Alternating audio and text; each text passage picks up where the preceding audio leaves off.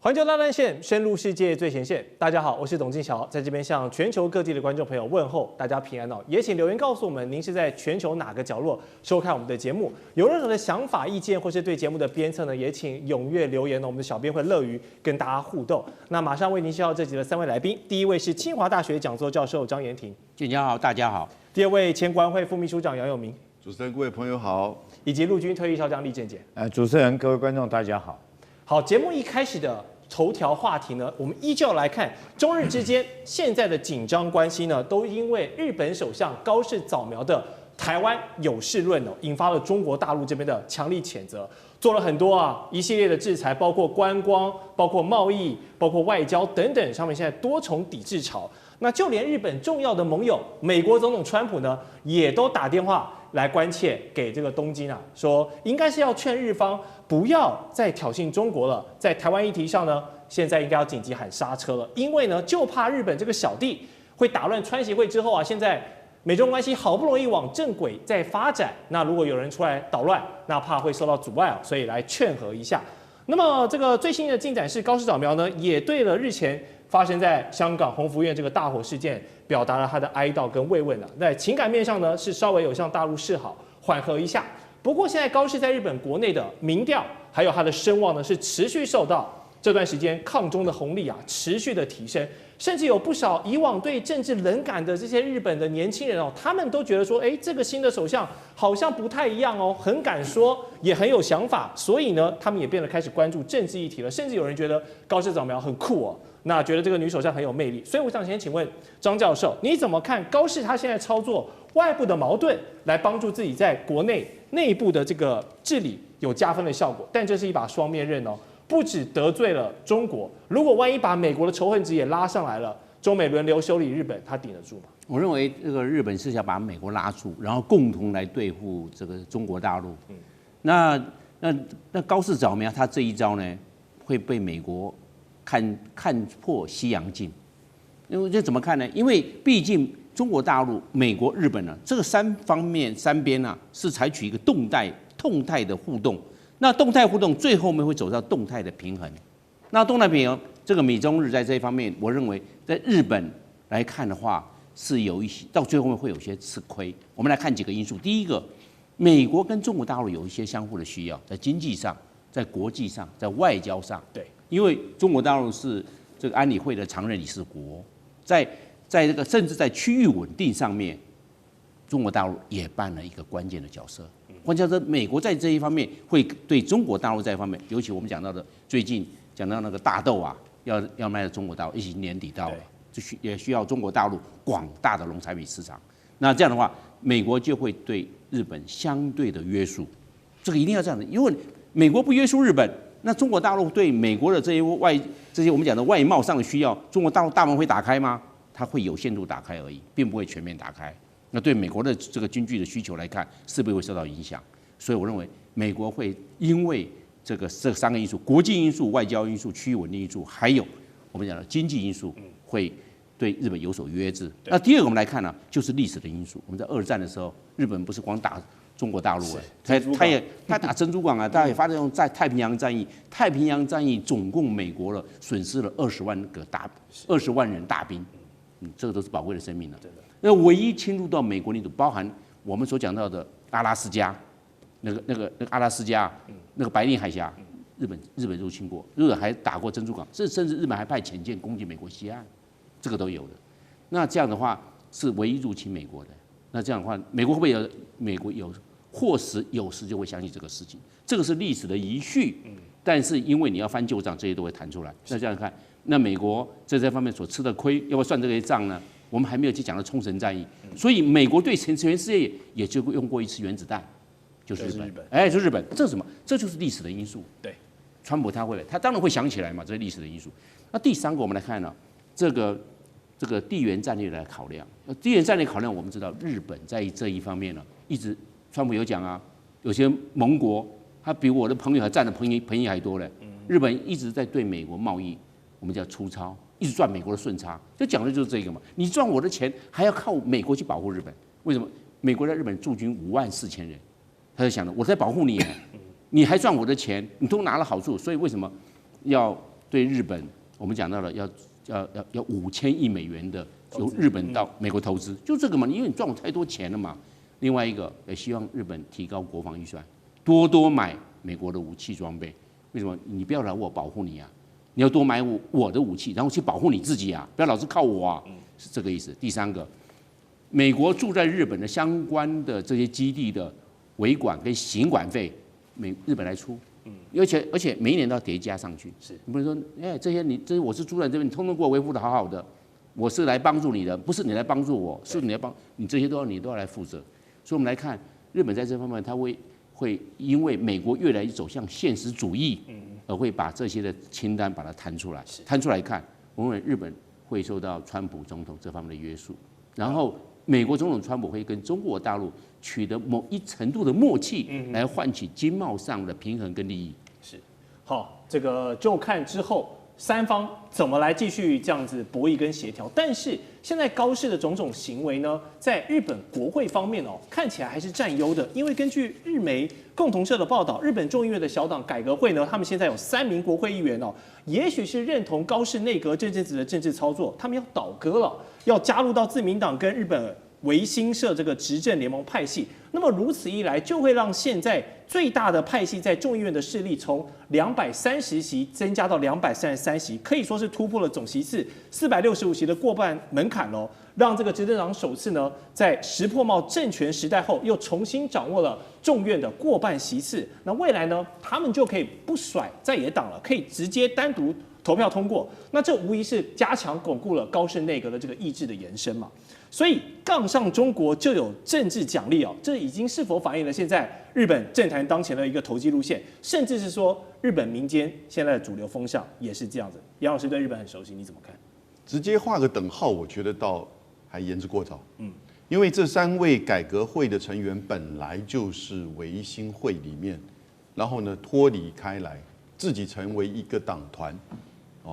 那現在加入到由自民黨跟維新會共同組的執政聯盟，所以變成3個這個黨團政黨跟黨團，那沒有錯，總數在眾議院裡面是超過半，因為加起來233，總數是265嘛，465。可是，在參議院呢，參議院現在這個改革會是沒有成員了，因為他們只有3位在眾議院裡面，參議院總共是248席，自民黨加上維新會現在只有119席，還差6席。所以並不是2院都過半，但是不管怎麼樣，這個會對在眾議院裡面的法案預算會是一個大的幫助。那至少你不需要在2個院都再去做協商，然後去做折衝。可是這個會引起另外一番考慮，就是這是不是對於高市這一陣子操作台灣有事的議題，以及中日關係緊張情況之下，好像日本的右派民意的集結在支持他。表面上真的是有這樣的情況，但是日本右派的民意，我覺得現在真的是衝到了頂端，把高市的民調也衝到了超過70%以上哈。那我個人覺得，從這種民調看起來是如此，但是未來高市會不會如日本小報所預測的，比如說解散國會，那可能就會太碰風了啊。同時，另外一個觀察的就是，你民調的支持度跟你對外政策是不是要劃等號？你難道民調支持度就鼓勵你去搞右翼、搞反中、搞抗中？高市事實上這一陣子不是啊。你看，結果引來了大老板美國的這個就是敲打，川普根本就是在敲打高市嘛。就高市當然就接到訊息了，日本國內也接到訊息了，整個在相關的論述回到原點，可是呢，並不願意撤回發言。那其實我覺得川普根本是為德不足，川普應該一開始就說你撤回發言就好了嘛。結果呢？講的比較委婉，高市就以為說我稍微退回原點，那他是退回原點，然後呢，反對黨的立憲民主黨的黨首野田佳彥說，這個可以算是事實撤回了，北京不接受的，你沒有撤回，那可是又另外犯個錯誤，又講到了舊金山合約，不，你舊金山合約跟台北講 OK 了，因為台北的民進黨政府覺得聽這個很高興，可是你對北京講那。等一下，你跟北京建交的時候，中日聯合聲明、中日友好同盟條約以及另外2個政治文件，你就當不存在了嗎？就當不存在了，因為你不是就講說認知理解到這個台灣是屬於中國的一部分，而且後面還有一句話，會遵照波茨坦宣言的第3條。第3條裡面談到的是什麼？就是開羅宣言必須要實現。那這個意思就是很清楚了。你怎麼面對台灣問題的時候，你本來只是講台灣有事，日本可能會出兵，結果你現在又在間接附和，台灣地位未定。雖然日本主張是說，他沒有立場，因為他已經放棄。等一下，你現在是對北京在講話，你不是跟他建交嗎？你不是接受一個中國嗎？結果呢，你現在把台灣的地位又再一次拿出來去希望符合美國 AIT 跟國務院的說法，我認為北京氣死了。他說你一個問題還沒解決，你就冒出另外一個問題，所以我覺得現在北京一定還會再出招，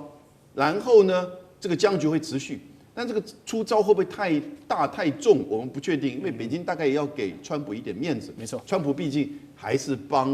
就是等於是他還是出面跟川普跟那個高市直接講話。對，所以我是覺得接下来這個中日僵局還有的持續，而中日僵局並不代表你國內的這個右傾的民調支持，你就可以為所欲為的去做事，最後傷害的也還是日本的自己的國家利益啊。是，那最近呢，相信很多日本人民都感受到，就是陆客不來了造成的觀光损失財一定是肯定有的，那也應該蠻可觀的。但是也有部分的日本人就覺得說，哇，拍手叫好啊，認為這個清幽的環境終於回來了，這些失格旅人終於不來了。甚至有日本媒體更過分哦，他們開始把這個體育的表現拿來當做嘲諷中國大陸的素材了。我們都知道，明年2026年就要開踢這個 FIFA 世界杯足球賽了，可以說是全球關注度最高、收視人口最多的一個體育盛會。那麼這一屆的这個正賽會內賽呢，擴編到48隊哦，可以說晉級資格又放寬了。那我們亞洲區獲得了8.5個參賽名額，但很可惜哦，這次中國男足呢還是沒有踢進到會內賽。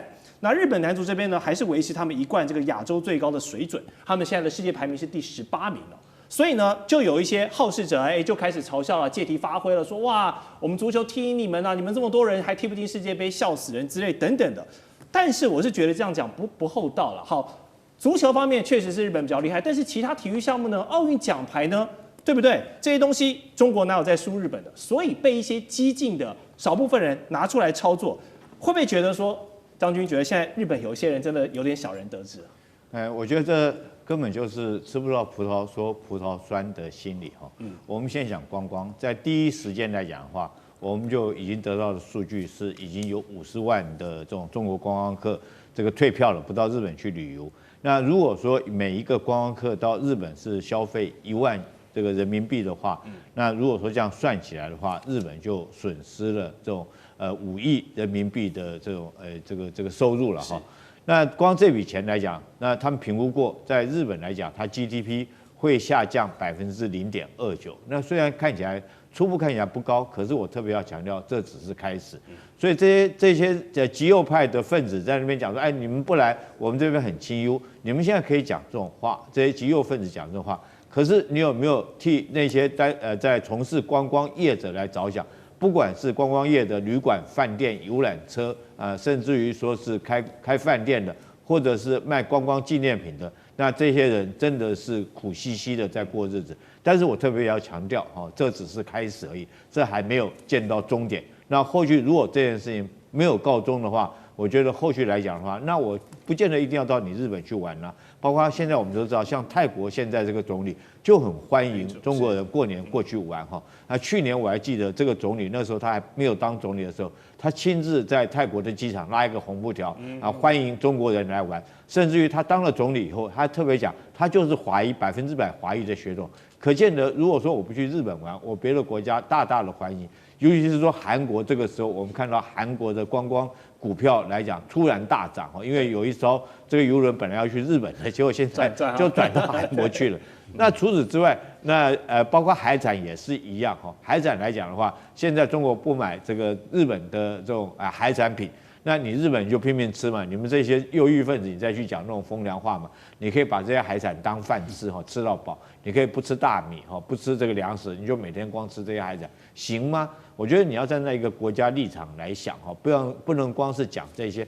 話，就是第一個是酸葡萄話，第二個是很標準的叫做民粹的用語哈。那日本這幾波操作下來，我覺得你看它的損失有多大，在目前來講，我們看到自從高市早苗講這種話到現在為止，股市、匯市、債市三殺全部都倒下來。股市來講，它跌了將近4000點，也就是跌的幅度快要到7%那麼多哈。那債券來講的話，它這個殖利率暴衝到1.8這麼多，也就是它股票債券價值已經下降了。那匯市來講前一陣大概就已經跌到比照美元到1比156哈，可見呢美國經濟日本經濟本來就已經狀況不好，如果說再加上這種中國對你的這種只是觀光、只是旅遊、只是這個方面的制裁來講的話，那你就已經造成這麼大的傷害。那這只是開始，那後續來講還有的看。之所以說體育活動，其實每個國家有每個國家的體育專長哈。对，這個甚至於每一種人種，比如說是像游泳來講的話，這個黑人就游不過白人，對不對？骨骼比較重。像中國也有他專長，比如說是奧運的金牌，像全紅嬋，他那種身材就適合跳水。厲害。這個那日本來講的話，由於你們發展比較早，你們這個足球踢得比較好，我們也承認。可是中國他沒有因此而自卑。中國我經常看到網絡上面很多人中國在這個調侃自己的足球哈，經常有看到這種言論出現。那他也不會說是好像我足球踢不好。足球踢不好不是重點，那其他的體育項目來講，不管是我們看到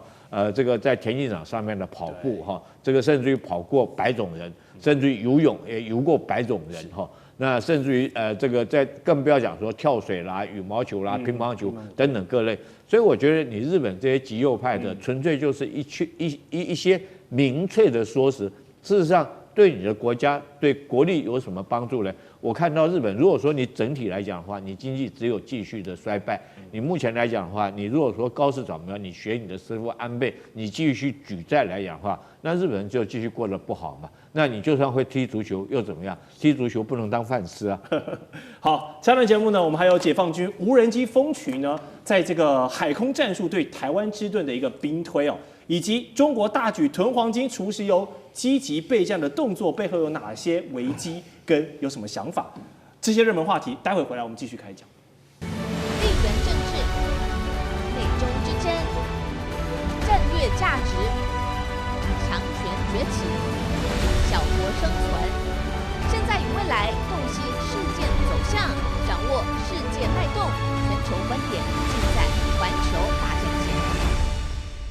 好，回到節目現場來看哦，南華早報有一篇報道指出，中國的浙江大學還有北京理工大學的研究團隊，他們11月初呢，在中國系統工程與電子技術這個期刊上呢，發表了一個研究，是探討如何來壓制星鏈這樣的低軌衛星的通訊系統在台灣的運作。那研究指出呢，由於星鏈採取大量低軌衛星跳頻啊、自適應這類的通訊技術，地面干擾的方式呢，其實效果不太好，所以他們經過一個模擬計算呢。解放軍有一招分布式的干擾策略，就是部署成百上千個小型且同步的無人機干擾器飛到這個台灣的上空，然後形成一個電子屏障，就可以干擾到星鏈的連線。那從空中手段來斷你的網路，甚至還有海底手段，我們待會來講。那面對這種切斷你通訊的戰法，那我們又知道無人機產業現在中國幾乎就是全球的一個領頭羊，所以這套方式的可行性，如果碰上我們現在台灣國軍建制的武器，有辦法反對嗎？有辦法破解嗎？張教授，我認為這一個它就是電磁干擾，我認為就是講一般的話就是蓋台，那拿無人機來實施來蓋台的這方面的載具，我認為這是單一性的干擾，但是中國大陸在用兵這一方面，它是複合性的干擾，它不見得會用光這個無人機，說這個38.5平方公里，它每一架可以這樣子，然後橫蓋到全台，我認為它只是一個這個是個分布式的干擾，那打仗的時候它會怎麼樣？它會不要做廣域式，全台給你干擾。我據重點是有首要區、有次要區，還有一個開放區。開放區我干擾，中央山脈你幹嘛什麼？那沒有人又沒有武器又沒裝備這樣的地方，你就不要干擾了。算一算之後精簡的，因為我們知道台灣2/3是丘陵山脈，1/3是平地，而且重軍集在什麼地方，就在什麼地方干擾。這是第一個。對，所以我認為它將來的時候，就是由全面的壓制會走向局部的壓制或重點的壓制，是走這方面。第二個，我們來看到它的這種複合式的干擾什麼？它用軟殺跟硬殺同步實施。這個無人機干擾是軟殺，對，是。那硬殺直接轟炸、直接摧毀、直接爆破，攻擊火箭炮就是啊，或者空對地的巡弋飛彈就把你幹掉，就是這樣子啊，或者火箭就把你幹掉，這是比較簡單的。就是把你就是印沙直接破壞了，我才不要去干擾你呢。所以我們講到這一個有軟殺跟硬殺雙殺兼施，我們的戰場都會用，他不會說只用一個我光用無人機干擾你就好了，我幹嘛不用軟硬殺雙殺呢？一定會，所以戰場指揮官一定會盡諸般手段、諸般裝備跟工具摧毀，就是這樣。第三個，我們知道它還混合所使用的叫電磁脈衝彈跟石墨炸彈。電磁脈衝彈是衝擊波，你的裝備都報銷。我電磁脈衝彈啊。第二個，我石墨炸彈，石墨炸彈讓你說電子裝備，你只要開機，沒開機就算了，開機通通給你短路，短路就不能用啦，燒掉了嘛。所以電磁脈衝彈跟石墨炸彈，中國大陸在這一方面，它也達到了一個相當的一個水準。那今天打仗，我幹嘛要光用無人機專門干擾你的信念 Starlink 就可以了？光靠無人機。它不會只用單一式的干擾、複合式的干擾、重點式的干擾，還有多重手段的干擾，它會走這個路線。所以我們來看它算它拿這個來算的話，我認為只是一個純學術。學術我就是要單一性，我就要排他性，我就單純化，就拿講這個來講，那是這個樣的，那是單一，這是單一是學術性，但是真正在戰場上，又是複合性的，是複合性的。所以我看中國大陸學術是單一性，戰場使用絕對是複合性。我剛剛所講的這些手段，它會通盤的綜合運用來達到它掌握制電磁權的這方面的這個戰術目標。有制電磁權了，你其他的武器不是被干擾掉，就是我們講的不是被失效，你的性能整個衰退。所以在戰場上所能夠發揮的這種戰力跟效果就相對的受限。所以中國大陸在這一方面，我想它現在會從科研跟實用交相並進。是。好，另外一方面還有美國的智庫呢，他們現在也做出警告說，2024年中國訂購了100萬架的小型单向攻擊無人機，交付的日期已經非常接近了。那2025年美國反制無人機的技術支持啊，虽然達到了74億的美元，但是大多是用這種成本高昂的動能武器來做應對，你單次的發射成本就遠高於摧毀無人機的量了，所以就陷入一個不對稱作戰的一個僵局裡面。美國的印太司令帕帕羅，他甚至說要把台灣海峽變成無人機地獄的戰法。但是解放軍的無人機現在是能攻能守啊，除了我們剛剛說大量採購這種單向攻擊無人機之外，他們的北方工業公司還推出了一套彈幕系統，說是可以透過密集的這個彈片牆呢，可以同時摧毀整群的無人機，所以一手有攻，一手有防。現在中國大陸解放軍在無人機的領域上，將軍覺得是不是美國都望塵莫及？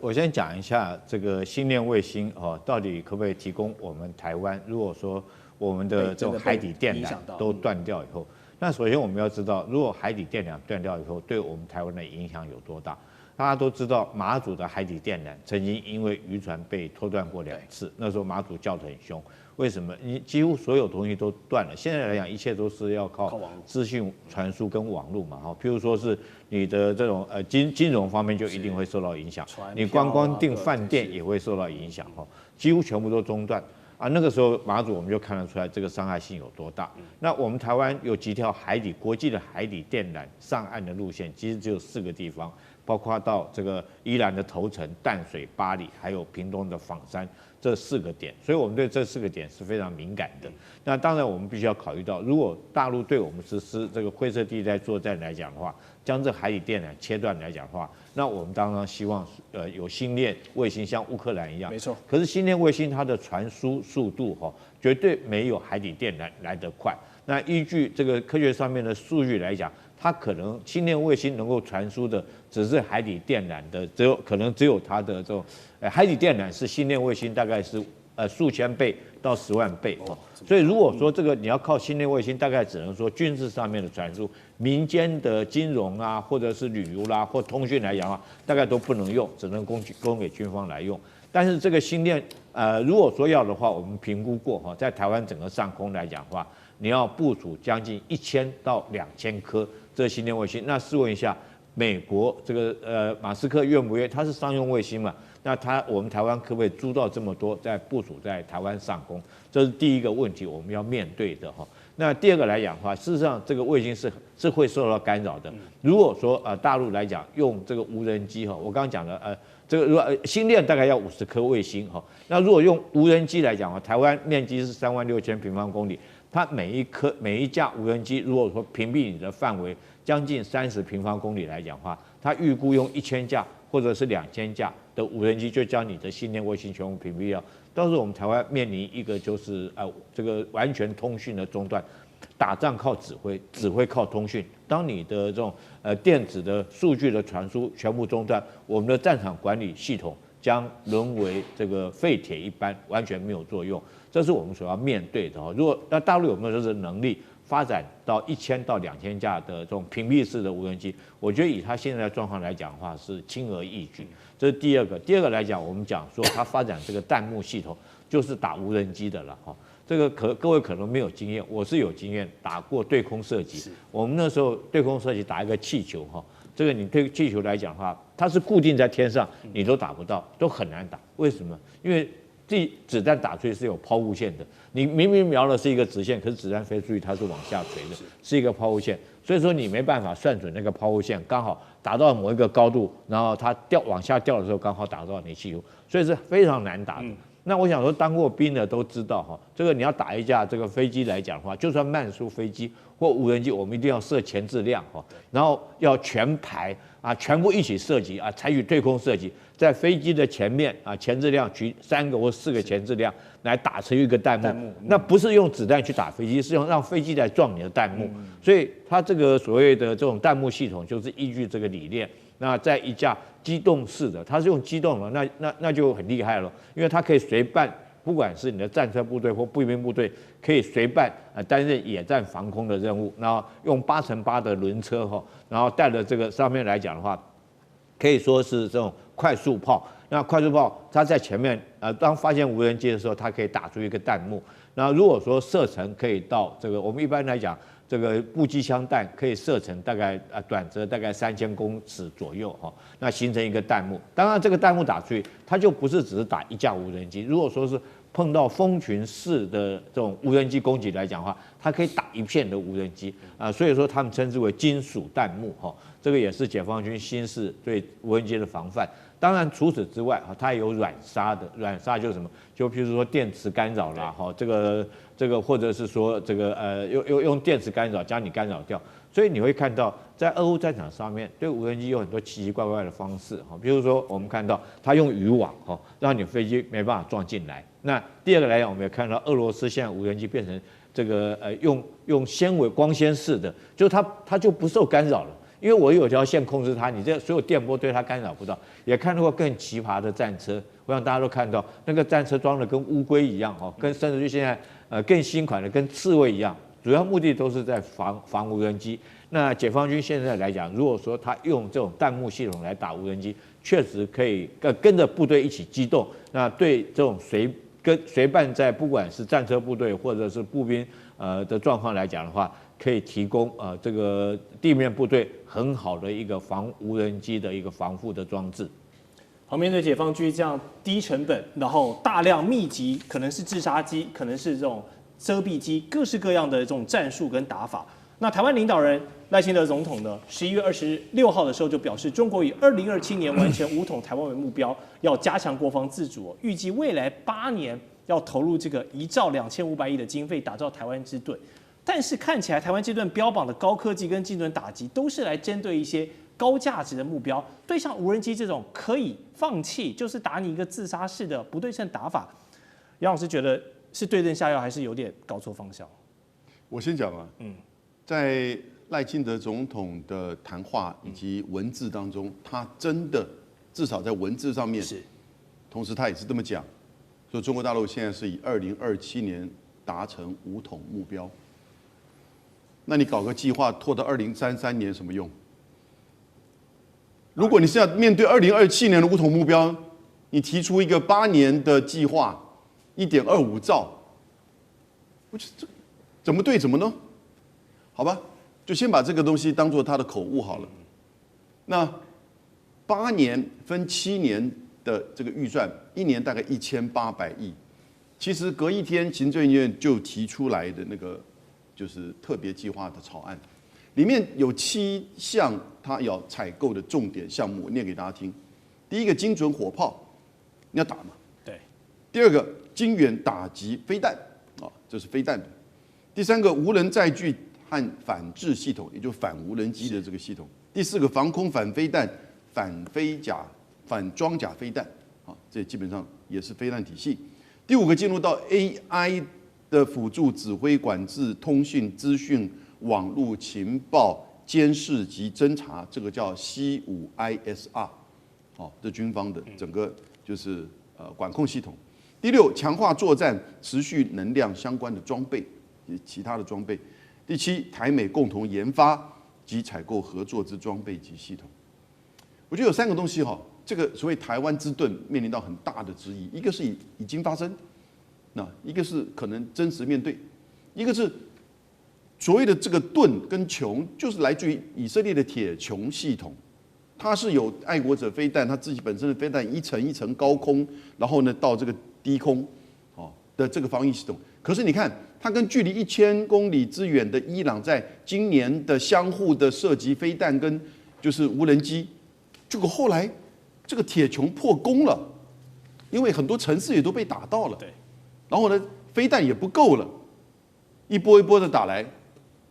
結果美國就。川普所以為什麼去打伊朗的核設施？他現在救以色列，就表示鐵穹也窮了。那現在川普也就學習到他要精窮，精窮就是反飛彈國家反飛彈體系。那現在碰到什麼呢？這個預算、技術、人才，那能不能做到？而且到時候一定是更貴。那即使做到也打折。那各位不要忘記哦，它這2個，一個鐵穹，一個精穹，都是面對比較遙遠，至少1000公里以外。那美國當然就是更遙遠，在兩洋以外的這些中程、長程飛彈。可是呢，台灣台海你距離多少？180公里平均。那如果說你把那個剛才我把它講的這個7項1.25兆都弄好了，就可以打火炮。它火炮的覆蓋可以到400公里，到台灣的東海岸再過去。它火炮的這個彈道非常的低，你怎麼去攔截？有沒有用？應該沒有210%的這個比率吧？某位將軍講的。所以這個不是只有面臨飛彈防禦啊，它火炮給你來的話，那你所有的這些打擊飛彈、精準炮火等等之類，是不是都有什麼用呢？我覺得其實這個都要大家思考啊，都沒有人在做仔細的這個討論。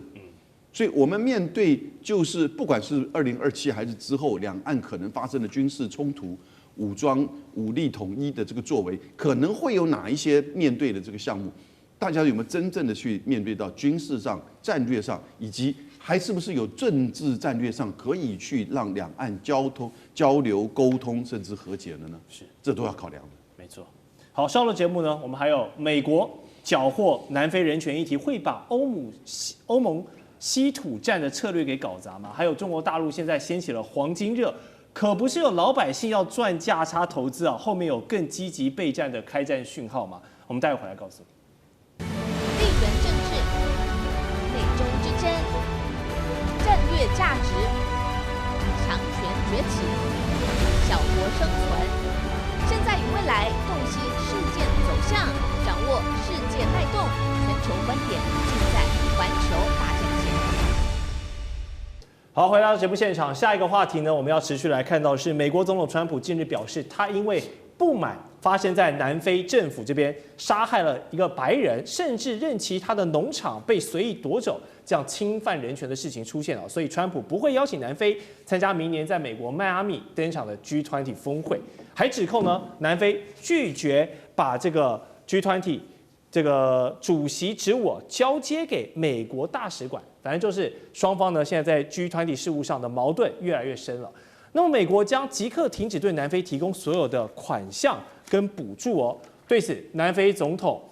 拉馬福沙他是對川普這樣的懲罰性措施是表達遺憾。好，我們看到川普總統想伸張正義，打着人權的大旗呢，現在對南非展現了敵意，但這可能會在非洲掀起多大的地緣政治風險？我們知道，其實非洲這個地方現在要補足歐美很多的一些戰略短板啊。我們先請楊老師分享觀點。我覺得川普這個作為其實會造成整個全球南方，不止南非，整個非洲的區域，甚至全球南方對於他的批判。因為你只是因為在南非裡面的部分的白人可能有遭受到就是一些你指控的迫害行為。可是事實上，我們大概都知道，南非一路走來，白人政府原先的種族隔離政策，使得多少黑人在數十年甚至100年以上是面臨怎麼樣的困境？雖然他解除這個政策之後呢，當時一直到現在都主要由黑人在掌控政治，因為人數多嘛。但是对於白人的這個法律上的保護也是很積極。可是的確是有一些現象。那可是我們看到，即使是連過去川普的最親密的顧問馬斯克，也都沒有這麼激烈的去批判南非的政府。他自己本身是南非的白人出身。那尤其相對比的是，那你对於在加薩發生以來的這些種族滅絕甚至大屠殺，你怎麼去看這個事情呢？所以這種差異啊，在美國政府其實都很，美國社會之內都會有一些批判，因為不是白人族群或者是這個比較前進派，就會對於他這個觀點很強烈的這個譴責。是。那同時，你自己把一个全世界幾乎是最重要的礦產國家南非推到門外，你不是要去開發稀土礦，你不是要去掌控關鍵的礦產資源嗎？南非大概除了稀土之外，因為稀土對他來講已經太廣泛了，每一個項目都幾乎都是排名重要的。你看，像是鉑、金、黃金、鑽石、稀有金屬、煤炭是全世界生產排名第3重要的鐵礦出口國。然後呢，所有你看到的這些鉻、錳、鈩、鉑，通通都是南非。那他不賣給美國了？對，美國企業還是想去買嗎？那現在南非目前為止還算是理性，沒有採取真正的排美或者是制裁行為。可是你如果現在只是在言論上，那當做一個外交事件，你更進一步採取政策的去制裁南非的時候，南非一定會反制。是。那同時，當然它也會有不確定性，跟你美國企業或者美國政府做互動的時候，它當然會走向比較穩定的生意夥伴。那誰呢？那當然主要就是來自於中國大陸跟其他的國家嘛。那現在中國大陸在整個非洲，非洲在今年的上半年呢，跟中國的這個貿易額增加了將近有20%。整個非洲大概做生意現在都講中文，而且很多國家都採取的是這種所謂的不用美元交易，採取的是本國幣交易了，或者是用數位貨幣啊，數位貨幣，將來甚至可能用香港發行的，就是以人民幣為主的穩定幣。所以這些的作為哈，對，會更進一步的深化中國大陸在南非，在整個非洲它的貿易跟礦產的掌握的主導地位。其實川普做這個其實是很不明智的，而且只是滿足他自己對於他自己政治理念的一個這種爽度而已吧。好，沒錯，一受到美國又要搞事呢，中國這邊代表機會來的政治敏感度也讓他們立刻發力了，派出國務院總理李強呢會見到南非的副總統馬沙蒂來。李強指出啊，中國當然樂意跟南非加緊對接，甚至推動100%的稅務產品零關稅的這個優惠哦，要助力更多的南非產品進入到中國市場。同時，中方也會給予他們擅長的新能源、汽車、醫療、數位經濟、基礎設施等等非常多的好處。所以這一招見縫插針，真的是來得太時機點，太好了，來拉攏這個身為 G20 的成員國，同時也是金磚成員國，然後又是非洲第一大經濟體的南非啊，只要拉攏到這個盟友成功的話呢，對中國在國際上的影響力也好，還是友好陣營的布局也好，哇，這個太多正面的效果了。將軍怎麼看這一手？所以我覺得川普真的是蠻橫無理然後自負到過分了，完全不遵守國際的一般的禮節跟國際的秩序他這次來 G20 來講的話，由南非主辦嘛，那他就不去參加那當然把舞台就讓給了中國，但這次習近平當然也沒有參加了。但是我們看到這個李強去代理這個川普參加，那其中有一個這次去參加非常有趣的，川普不去他以為他可以當老大可以搶所有鎂光燈的焦點，那個叫高市早苗他不是故意遲到，在大會開始的時候他故意遲到，還跟大家講說他是因為換衣服所以很明顯的以高市早苗他很清楚說是他當到一個國家家的首相，當下一個國家的元首，難道連這最基本的國際禮儀都不知道嗎？他居然可以說，因為他要挑衣服遲到，我覺得他很明顯的哈，你川普沒來，我現在就取代你川普，因為以前大概只有川普會做這種動作哦，所以這是第一個我們看到。第二個來講的話，其實明年來講由川普來，他們美國來主辦，但你禮貌上面你必須要做的就是要邀請所有的成員國都必須要來參加，而不能因為你個人的喜怒然後就決定誰可以來，誰不可以來。但是川普做這種事情不是第一次，大家記得在聯合國大會，由於聯合國大會的位置在紐約，所以那時候他不爽哥倫比亞總統，他也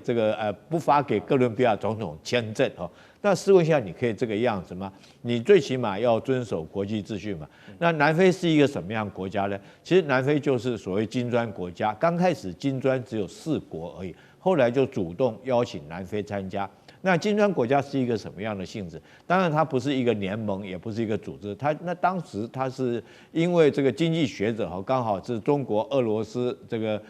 巴西還有印度幾個國家拼起來剛好是金磚，英文的金磚，所以它是一個經濟上面投資的一個很重要一個新興市場，然後鼓勵民眾去投資。那後來他們發現，要邀請南非，也就是南非也是一樣，未來在經濟上面，尤其是在非洲。它是最大的一個經濟體哈，而且現在來講，它又是金磚5國，不管是在全球上面政治或者是經濟或者是非洲來講都非常重要。那現在非常好，我覺得你川普把這個門讓出來了，把整個非洲推出來，那是不是就剛好讓中國有機會跟這個南非結交一個更好的朋友？會發展得更密切哈，在這個金磚5國方面來講的話，現在不止5國了，在金磚國家體系裡面更凸顯這個樣。所以我們可以看到，由川普的執政之後，他的朋友會越來越少，那他所推出來的朋友變成都加入中國的行列。所以中國不只是在這個所謂中東地區，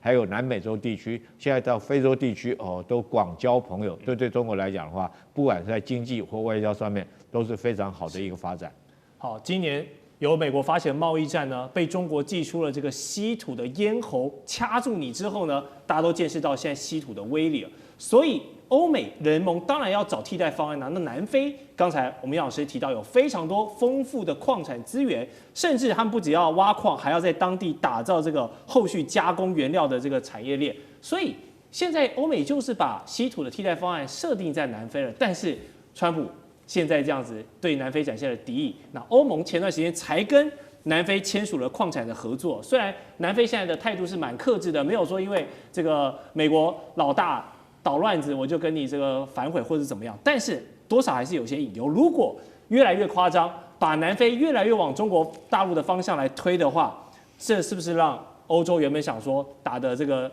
稀土替代方案的好牌就這樣被川普給毀掉？我認為這個雙方都會調整姿態，一碼歸一碼。雖然有這個外交上面的不愉快，但是為了經濟的發展，雙方都有經濟發展。南非也窮了，南非現在的國民所得每一個人平均只有7000塊美金，只有7000。他也要發展，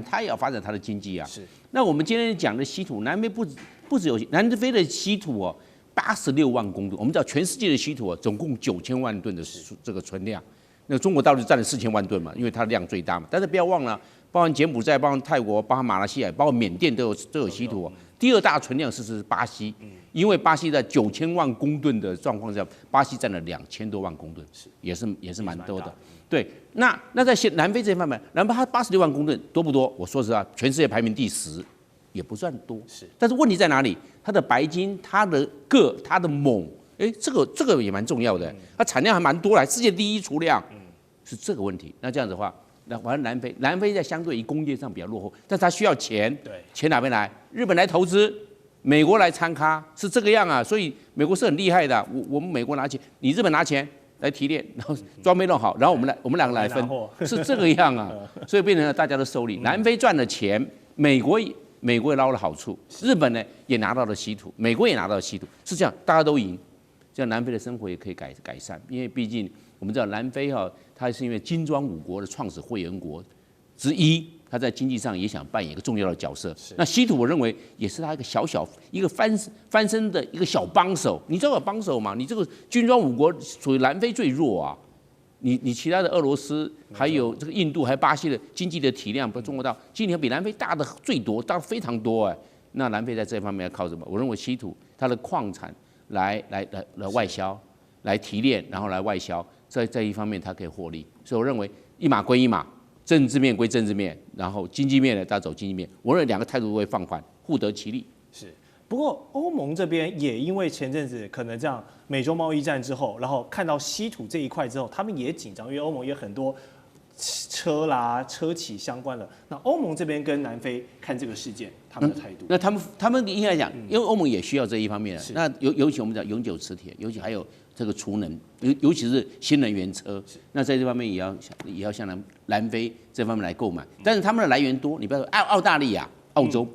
的稀土這個存量也多，所以他們來源應該是盡量多元，不要壓單一來源，而要壓多邊來源。所以我認為他們也會對南非，因為南非需要的是錢，需要是的投資，所以這些西方國家也會對南非來這一方面來大家來互利合作。没錯，他提供錢，另外一方提供礦產，剛好兩個是各有各的，然後大家互蒙其利，互取其利。对，好，所以稀土啊，真的不管是今年也好，未來也好。都還是各大國博弈之間非常重要的一個資源。好，最後一段節目呢，我們要繼續跟3位專家來探討，現在中國有積極的備戰動作，買石油、儲備糧食，還有購買大量的黃金，背後有哪一些布局？還有2027的台海真的要不平靜嗎？我們馬上回來。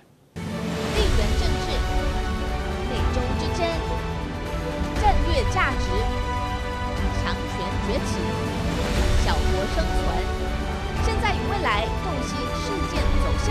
掌握世界脈動，全球觀點盡在環球大戰線。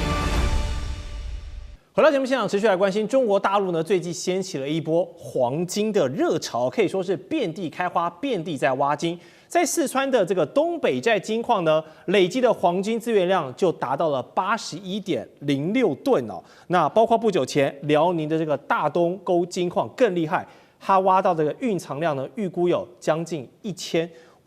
噸哦，是新中國成立以來呢，發現規模最大的單體金礦床，包括了甘肅、包括了內蒙古、黑龍江這些地方，都是遍地開挖，在這個挖金。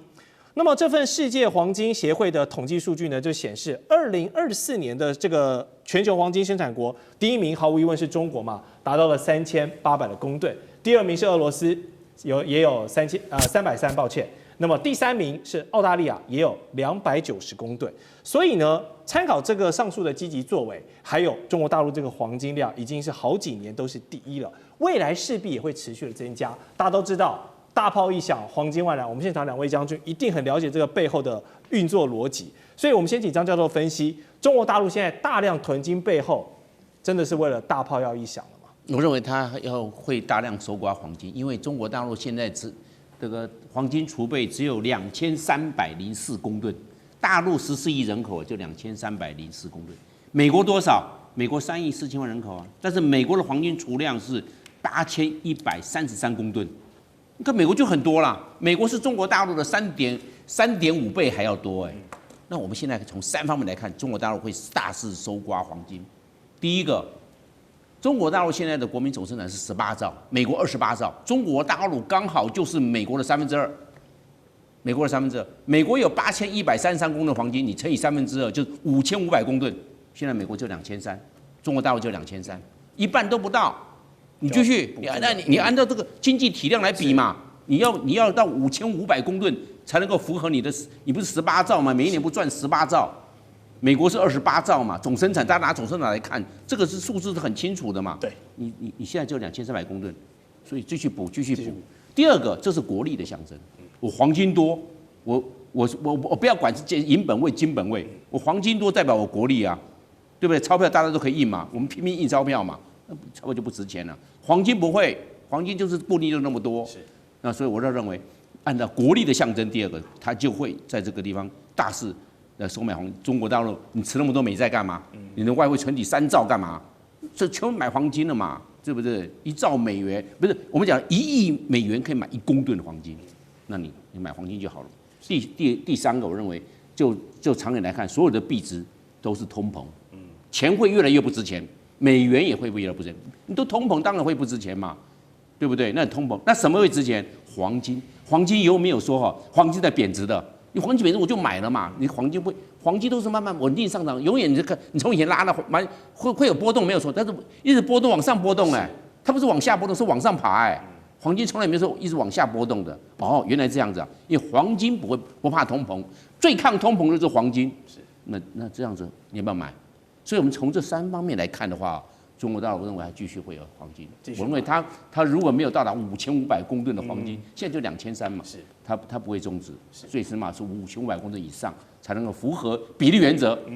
好，用這個國家大數據的表現來看啊。張教授認為還會持續的累積，背後就有很多的作為了。那除了積極開採金礦，另一方面，中國政府跟民間也是大量的來購買黃金，很有挑戰這個美元本位的味道。從幾個動作可以看出端倪，包括向親中的國家招手，說：“你們來把黃金儲備放在我們這個上海的黃金交易所吧。”還有未在香港機場要成立一個貴金屬金庫，未來更可能要建立所謂的離岸黃金中心哦，甚至是讓人民幣的交易呢，能在國際的黃金市场來提升影響力，所以美中貿易戰開打之後，我們看到中國一手拋美債，就像剛剛教授講的，一手買黃金啊，這就是現在最明確的一個國家戰略的訊號。但結合金融面上，或者說美元地位呢，會產生哪一些關鍵的影響？中國大陸最近的的確確在快速的拋售美債的持有，從原來的第一持有的外國機構變成排名第3。那同時，它也在增加黃金的這個購買跟儲備。可是呢，以這個速度跟相關的趨勢，其他的因素看起來哈，美元大概還在眼前短期之內，它的這個地位哈還是難以撼動。首先，我們看美元的美國的外債哦，其實38兆，這已經是非常高。但在這裡面呢，大概外國不管是政府還是個人還是基金持有的比例，大概占24%。將近9.3兆，那其他是美国的內部的這些機構、個人啊跟企業持有。那在外國持有這個9.9兆多的這個美債裡面呢，就是過去2011年的時候，中國大陸 No.1，1.1兆。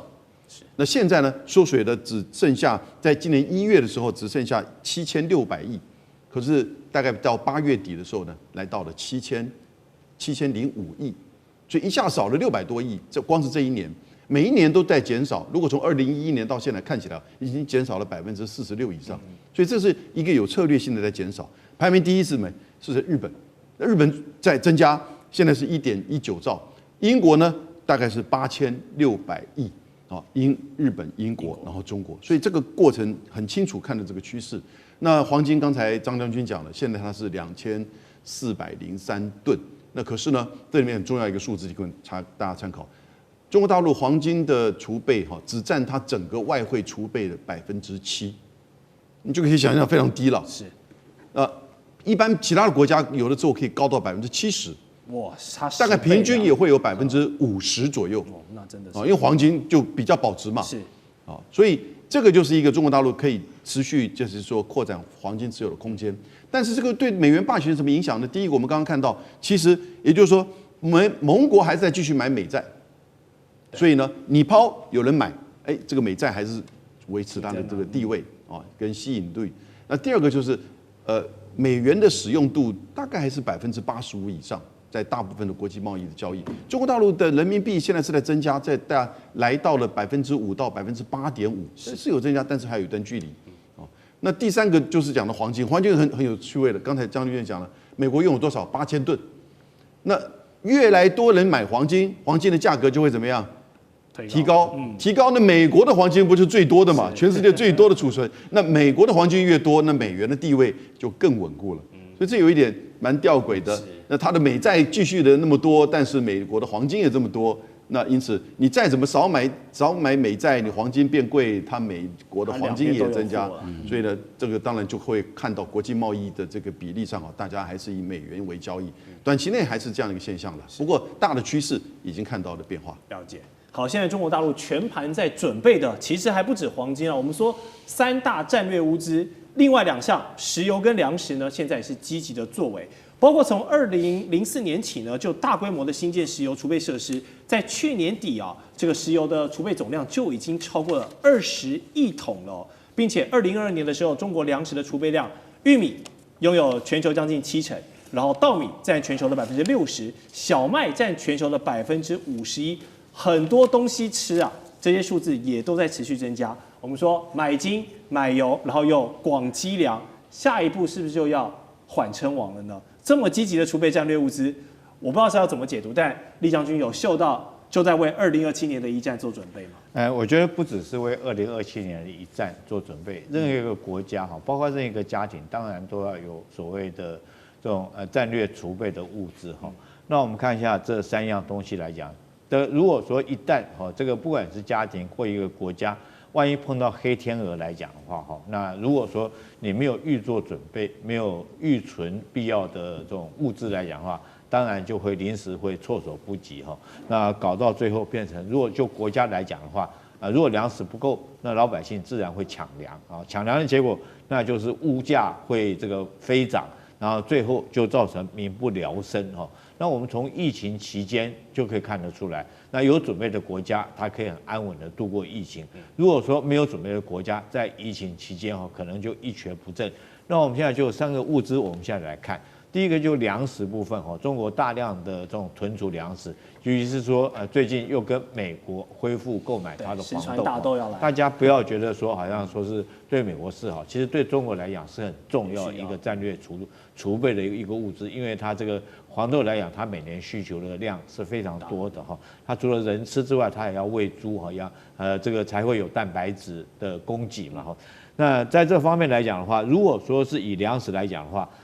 中國大陸可以存儲的量可以到7.3億這個萬噸裝滿的話，如果說它倉庫裝滿的話，可以夠它全國14億人吃2年的時間，所以是絕對沒問題的。萬一碰到饑荒啊，或者是天災啊，絕對可以應付。那這個石油來講的話，當然它的石油存量從12億到20億桶可以充足有6個月的存量。那世界各國大概只有3個月。那就黃金來講的話，當然刚剛前面2位大概還有1半的水位。